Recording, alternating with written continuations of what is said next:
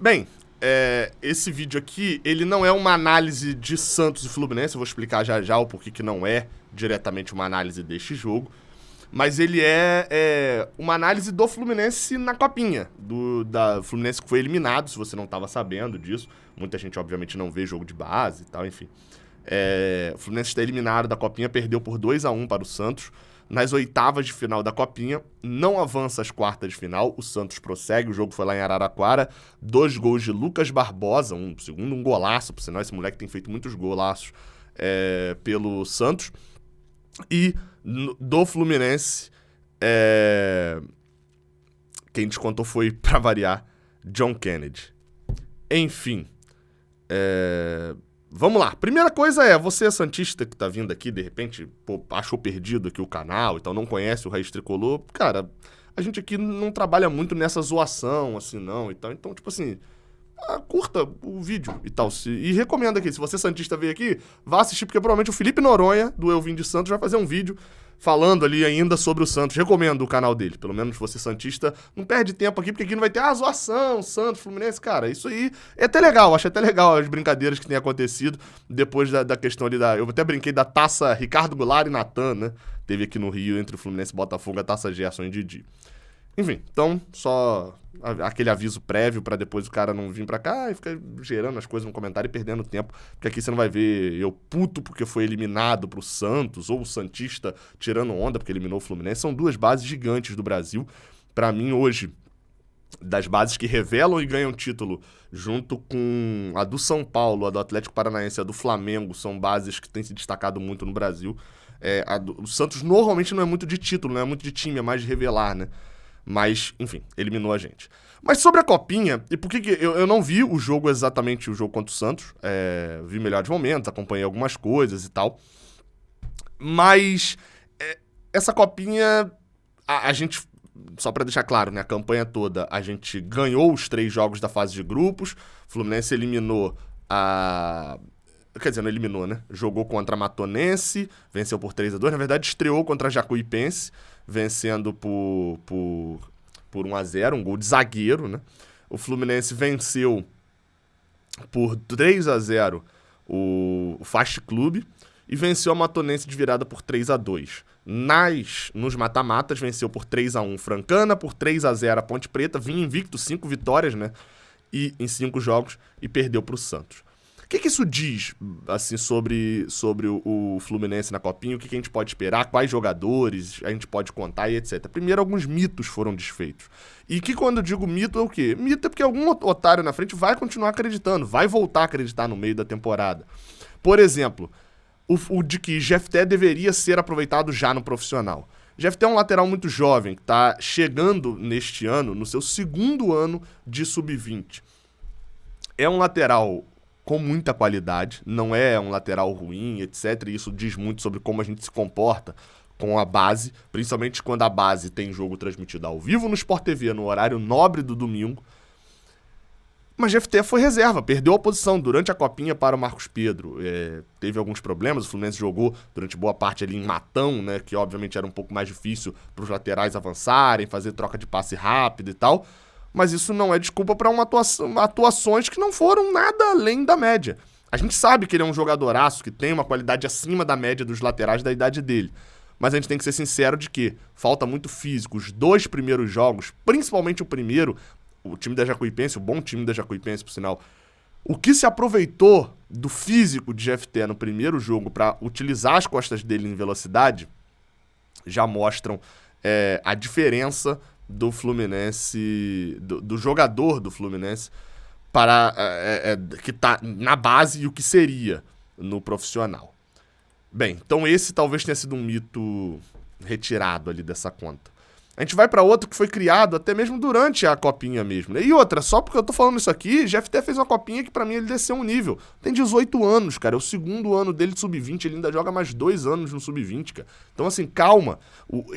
E isso, nossa, isso é muito importante de ser falado nesse vídeo. O sub-20 existe. Não sei se vocês estão sabendo. A gente viu recentemente uma geração que subiu muito precoce. João Pedro, Marcos Paulo, principalmente foram os 2 iniciais. E o que a gente viu? principalmente João Pedro, e depois agora nessa geração com Kaique, jogadores que destacavam no início, mas depois perdiam gás no físico, enfim, não conseguiam render mais. A galera fala, porque se deslumbrou. Não, galera, é físico, profissional, outra história. E são jogadores de frente, ainda mais jogadores da parte de trás, onde o físico ainda é mais exigido. O sub-20 existe. Não sai do sub-17 direto profissional. E ele existe por um motivo. Por quê? Porque o jogador está formado aos 20 anos. Alguns, conseguem já estar formado aos 19. A gente viu com o Martinelli, com o André se destacando nessa idade. Martinelli e Calegari, na verdade. André se destacou um pouquinho mais velho, com 20, né? Alguns se formam com 18 e alguns extraordinários se formam com 17, mas são extraordinários. Não é o ordinário, não é o padrão. A gente viu o Johnny. Um lateral que tinha acabado de renovar contrato com o Fluminense. Renovou contrato com o Fluminense em dezembro. Lateral direito, que começou no banco. Começou jogando muito e se destacando, né, nos 2 primeiros jogos. Ele entra no primeiro jogo para melhorar um pouco o setor. Ele entra no segundo jogo para poder fazer gol. No terceiro jogo ele já passa a ser titular ali num jogo que o Eduardo Oliveira poupou o time. E no quarto jogo ele começa a desenvolver já como titular. Mas, até onde eu sei, eu confio na análise das pessoas que eu tô citando, que eu tô referenciando aqui agora, fez uma partida muito ruim no jogo contra o Santos. Algo normal, algo que vai acontecer.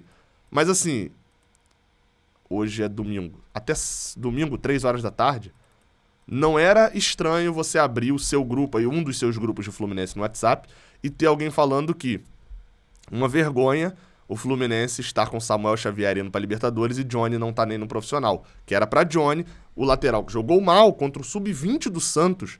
E não tô... Repetindo, não estou aqui condenando o jogador de que é muito ruim. Foi uma partida ruim, gente. Calma. É momento, né? Tem muita questão de momento.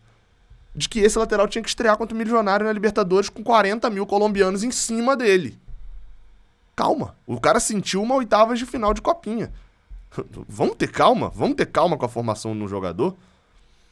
No caso de Johnny, ele ainda é um jogador que também tem formação, né? Vai pro seu ano agora, o seu último ano de sub-20, com calma, faz tranquilamente, para no ano que vem, ou nesse ano ainda, se tiver uma oportunidade, etc., começar a ser aproveitado, sem queimar, sem pular etapas.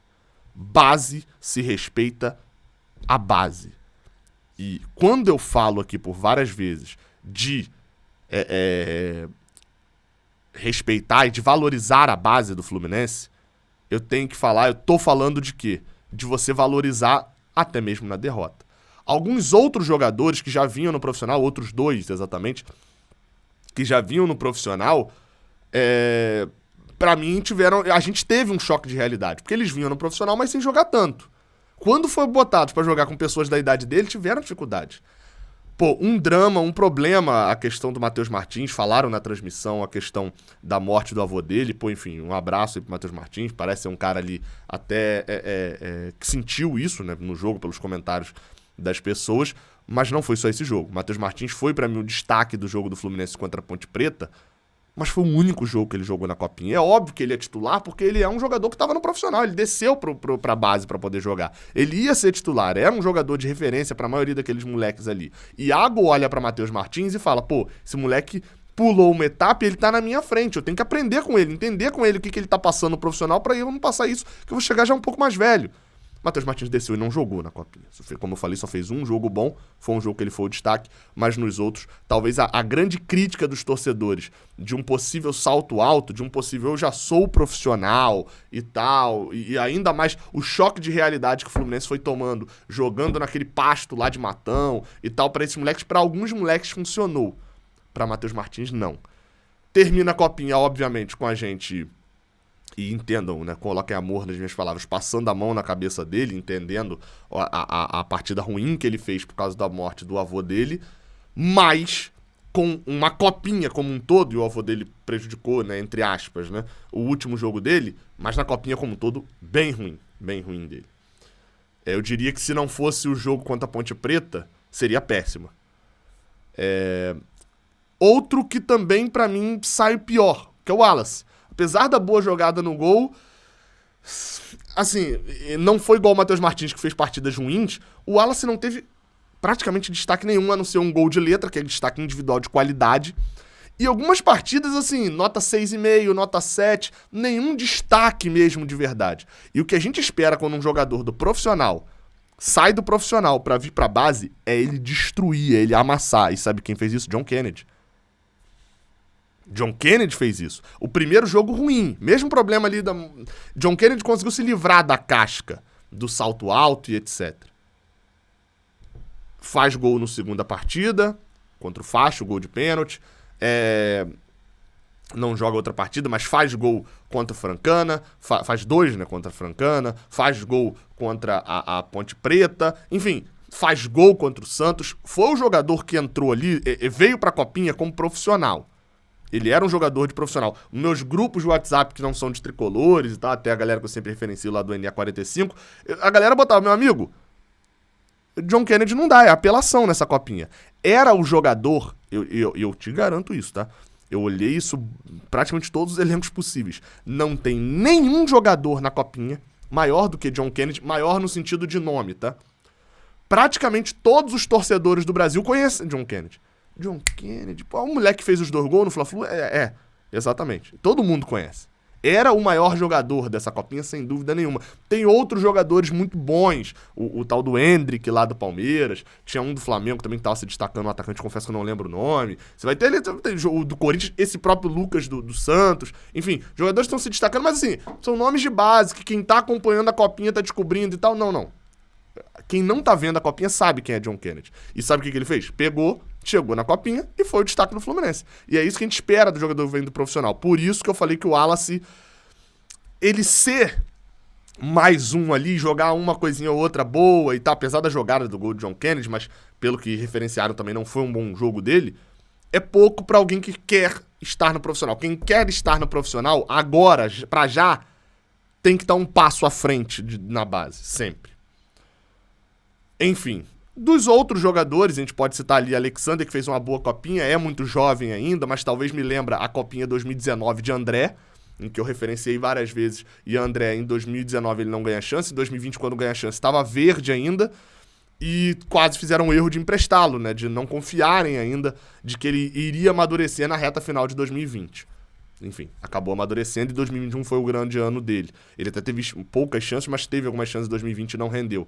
Talvez Alexander siga o mesmo caminho, né? No final das contas, vale destacar o goleiro Thiago também, né? Com uma ou outra falha ali em alguns gols. Teve um quase gol contra a Jacuipense, que ele sai errado. Teve a saída de gol dele em cruzamentos. O gol, se eu não me engano, o gol da Francana é uma falha dele também. Mas defesaças, assim, tem muito a ser lapidado ainda, um bom jogo com o pé, uma boa reposição. É um goleiro pra gente ficar de olho, ainda mais que, enfim, dane-se a idade dele, goleiro se faz um pouco mais tarde, né? Mas, pra mim, hoje, ele tá ali como 4º goleiro do profissional, jogando, não veria problema, me mostrou isso. É isso. Decepção, já citei algumas, mas fica um pouquinho da zaga também. Esperavam partidas um pouco melhores da defesa do Fluminense, tanto do Davi quanto do Felipe, como um todo na Copinha. De resto, é isso. Eliminados, sempre bom lembrar, base é pra ganhar título? Não, base é pra revelar jogador. É muito bom revelar jogador ganhando título, porque você revela jogador acostumado a ganhar. Saímos da Copinha, nas oitavas de final, saímos pra um time grande, que não era muito bom, o time do Santos assim, né? Não era tido como uma geração muito boa.